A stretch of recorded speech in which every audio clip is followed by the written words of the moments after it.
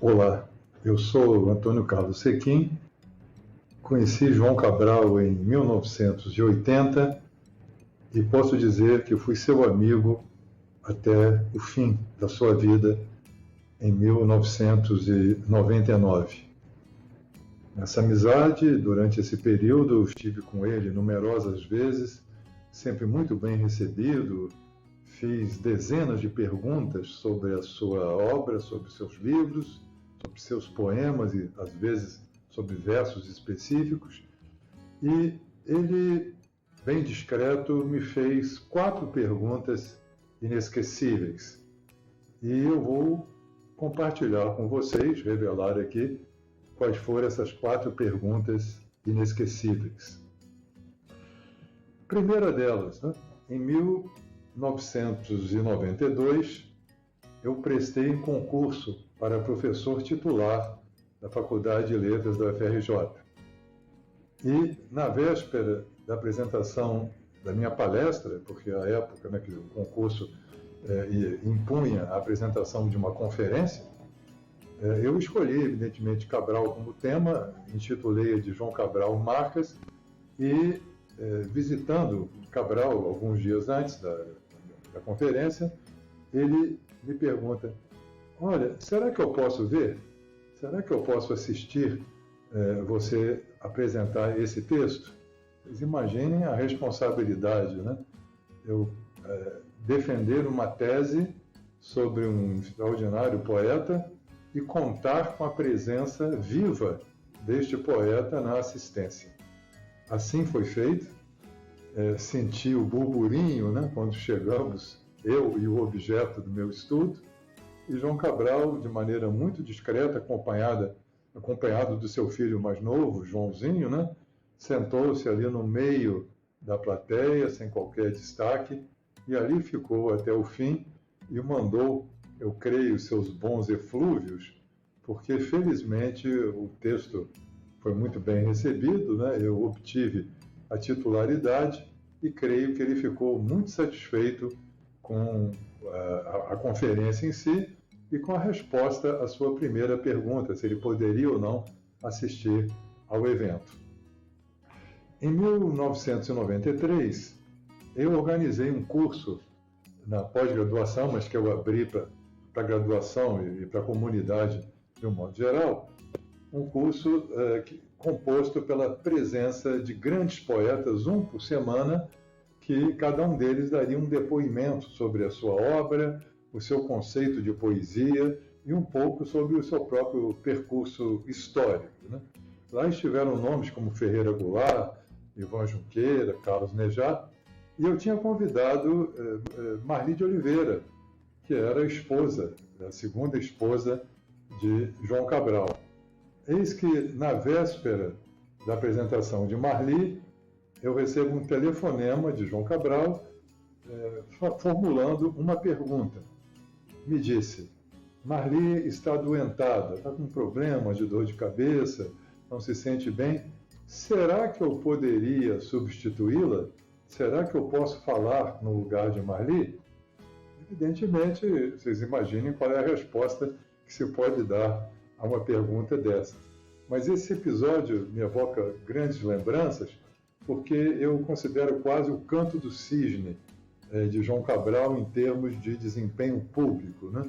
Nós, em menos de 24 horas, fizemos uma recepção calorosíssima para ele, o auditório da Faculdade de Letras no Fundão superlotado, ele à vontade, ele rindo, o que é meio raro, ele se dispondo a responder todas as perguntas.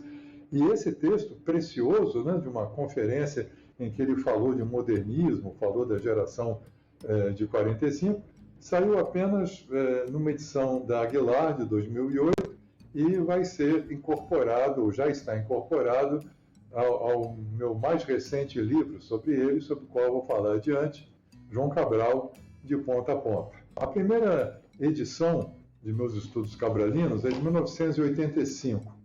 Se chama João Cabral, a Poesia do Menos, um título que ele apreciou.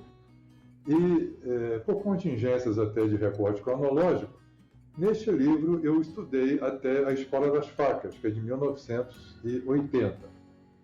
Saiu depois uma segunda edição, João Cabral, A Poesia do Menos, e Outros Ensaios Cabralinos, de 99. Essa primeira é da livraria Duas Cidades, essa segunda é da editora Top Books. Nessa edição eu incorporei, inclusive, nesses outros ensaios, o texto da conferência, João Cabral, Marcas. Mas a primeira parte ficou tal como estava em 1985, portanto, indo apenas até a Escola das Facas, a partir de A Pedra do Sono, de 42. E aí, João Cabral me formulou outra pergunta, que era uma pergunta já com um pedido. Sequim, você não pensa em algum dia em estudar os meus outros livros, os livros finais, né, que de fato ficaram algo marginalizados pela crítica? Foram 4 livros: O Alto do Frade, de 84, Agrestes, de 85, O Crime na Calle Relator, de 1987, e Sevilha Andando, de 1989. Eu senti nisso um pedido, né? Um pedido para que eu dissesse sim, e implicitamente assumi esse compromisso. De fato, ele foi cumprido, mas apenas póstumamente, com João Cabral, Uma Fala Solâmina, de 2014, pela editora Kozak e Naif. Nesta edição, eu atendi a promessa, algo que eu também me inquietava, né? Por que parar em A Escola das Facas, se depois ele produziu tantos livros também de grande relevância? Aí nós temos, então, esses 3 elementos, né? Essas 3 questões que Cabral me colocou, e um dia ele me fez uma outra pergunta, e talvez tenha sido a mais tocante. Eu o visito e, no fim, já estou no hall de saída, né? Ele olha para mim, compungido, e me pergunta: Sequim, ou Antônio Carlos, não me lembro como ele me chamava, você acha que a minha obra vai perdurar? Que responsabilidade! Tem ali um dos maiores poetas da língua de todos os tempos, né, perguntando a minha opinião, a insegurança dele sobre a permanência da obra. Evidentemente, a essa 4ª pergunta, eu só podia dar a resposta que vocês supõem qual tenha sido. Passa-se o tempo, né? E aí, eu refletindo sobre essa 4ª pergunta, eu me lembrei de um artigo que eu escrevi sobre outro poeta, em que eu fiz uma aproximação entre 2 palavras. Efeméride é comemoração. E ela está coladinha no dicionário da palavra, junto à palavra efêmero, que é o esquecimento. Então, entre a comemoração e o esquecimento, a diferença é de apenas um verbete. Ninguém tem certeza, ninguém sabe seguramente, né, se a obra de alguém vai se transformar numa efeméride ou será algo efêmero. Eu, como leitor apaixonado de João Cabral, eu aposto na efeméride. Eu creio que a sua obra vai perdurar muito tempo, e é isso que eu gostaria de dizer para vocês no encerramento desse depoimento das 4 perguntas cabralinas.